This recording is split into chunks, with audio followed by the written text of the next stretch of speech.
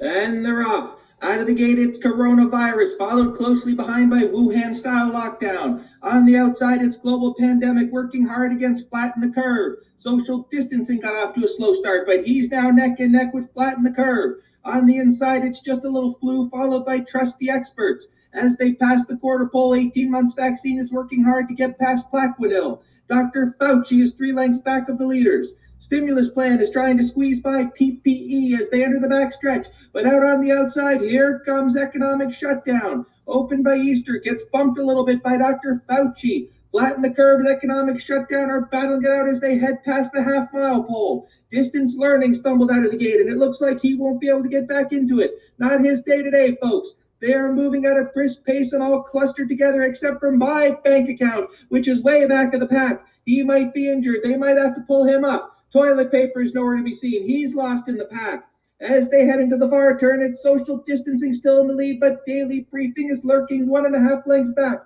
It's a tremendous race, folks. I've never seen anything like it. And now, cure worse than the disease is starting to make his move. As they enter the top of the stretch, cabin fever is charging hard, but social distancing is holding him off. Economic shutdown is still looking strong, and he's nose to nose with cure worse than the disease. And on the inside, here comes Dr. Fauci, and down the stretch they come. It's social distancing and economic shutdown now neck and neck.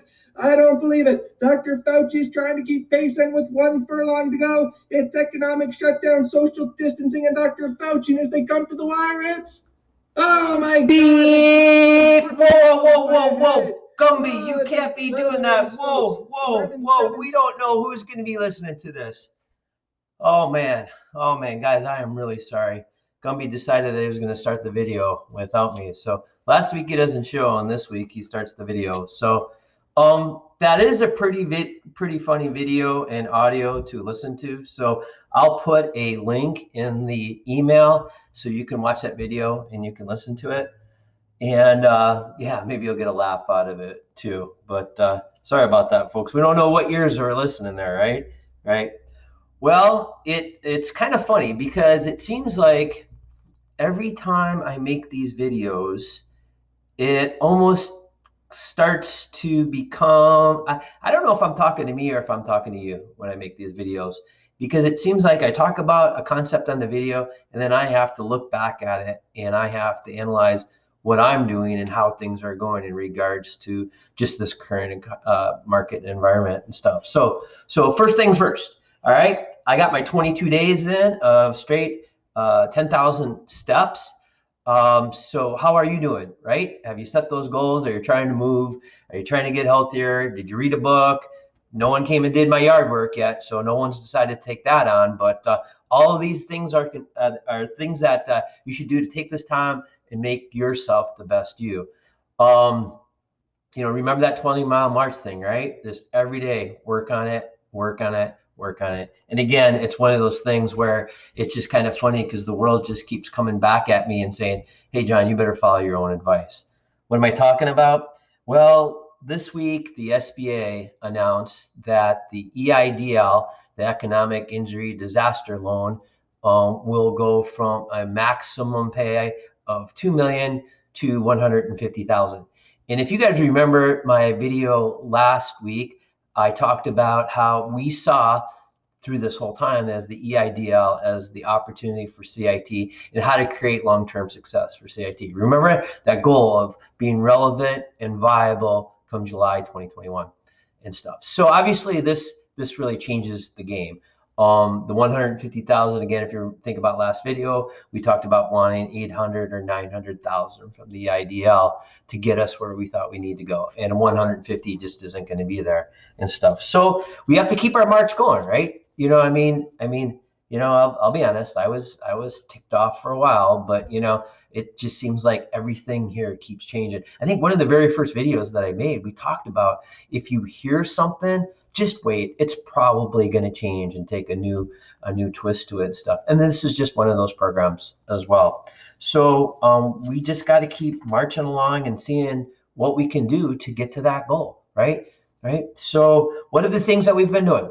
What is the 20-mile march we have done to get us to that goal of July 2021? Well, The first thing that I can tell you is that this rally is coming up. And I'll be honest, I don't know if I'm a fan of the rally, but I'm also not a fan of the government or the SBA putting out information, everyone working for 6 weeks to try to get to that point and then changing it. So maybe now this rally is going to be a good thing to bring attention to our industry, because our industry does have some really unique challenges that a lot of other industries don't have. Kim was on a Zoom call with I think it's the Iowa Association of Business. And in that call, there was healthcare and there was manufacturing and restaurants and just all sorts of sectors throughout Iowa. We were the only sector on that call that had zero revenue in April and May. The only sector. So, we're just in a very unique situation. So maybe this rally is going to help bring up more visibility to the unique concerns of the motor coach industry. Now, if you remember last week, we talked about that $15 billion program that would be carved out for the motor coach industry. I talked with Senator Ernst's office yesterday. Senator Ernst did sign the letter to support that. I think that letter was sent to like the House Democrat leader and Republican leader and the Senate Democrat leader and Republican leader and Secretary of Treasury Mnuchin. So she's in support of it. So maybe this rally bringing everyone together will get the rest of Congress to go and look at that. So maybe that's step one in our march. The other thing that we've been working on, and honestly, this program has been out there for a few weeks. It's called the Main Street Lending Program. And it was a little more restrictive, although I don't know if it can be more restrictive than something that doesn't come together, but it's a little more restrictive than what the EIDL program was. But it is something that the bank and I, US Bank and I, have been talking about for the last few weeks. So this morning I drafted up a letter and an email and I sent out to them and I said, hey, let's start digging into this just a little bit deeper and stuff. And one of the favorable changes that came with that program is previously the minimum loan amount was $1 million and they lowered that to $500,000. So that would probably fit more within the bailiwick of what our needs are and so forth. So we reached out on that. The other thing that Craig and I have been working on the last week is we officially reached out to all of our lenders and for our motor coach payments, because right now that's our biggest monthly obligation. And we reached out to them and we requested an additional 90 days. So in total, 180 days of payment relief from that. Now that doesn't mean they make our payments, but it just means we don't have to worry about making payments for 6 months. And that would take us till like November-ish and stuff. So that would make a big difference for us and what we can do and stuff. And honestly, the emails I got back, I think they were pretty favorable about it. And just be honest, they probably figured this stuff is coming, because certainly, I think when this all came out, everyone thought this was an 8-week problem, and it's clearly not an 8-week problem and so forth. And then lastly, we just continue to work on that insurance program. Insurance is really, besides the coach payments, and labor is the first cost always, but besides the coach payment on our regular monthly fixed expense, our insurance for those coaches, to insure those coaches for $10 million of liability, it's not cheap. It's typically about $22,000 a month.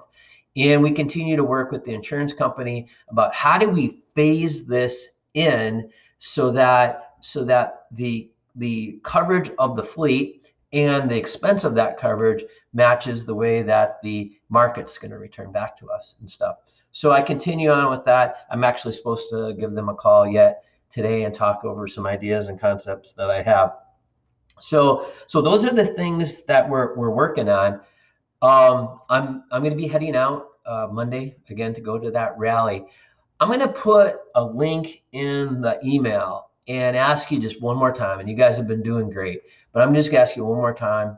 Actually, I'm not going to lie to you. It's probably more than one more time. I'm probably going to ask you again. But if you could follow that link and follow up with an email to our federally elected officials, I think that's going to be really helpful for us. If you haven't made those calls yet or reached out to those offices, please consider doing that.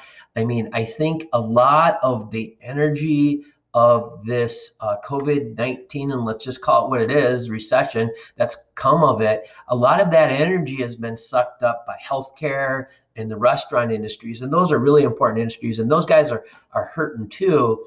But our industry in this hospitality, travel, tourism thing, we're just kind of getting left behind in this. The frustrating part of it is that this is the part that's going to come back last, right? I mean, I don't know exactly when this happened in Ames, but you can go to Applebee's now, and I drove by Old Chicago on the way into work this morning, and they've got in-dining seating.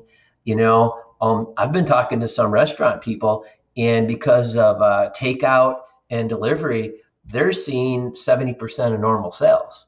So, and I'm not saying losing 30% of your business isn't a bad thing. So I'm not casting that judgment, but they're able to continue to have revenues come in, but yet they get the storylines. And again, I'm not saying they don't deserve it, but they get the storylines.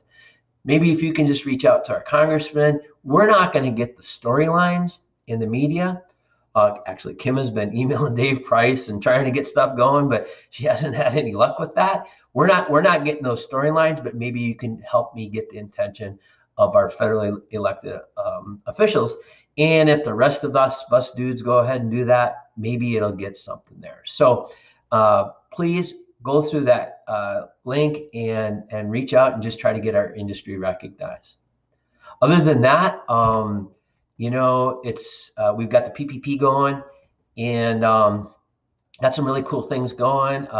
John and Silvestre are working upstairs, reorganizing and redoing the parts room. Kyle and Jeremy redid inventory.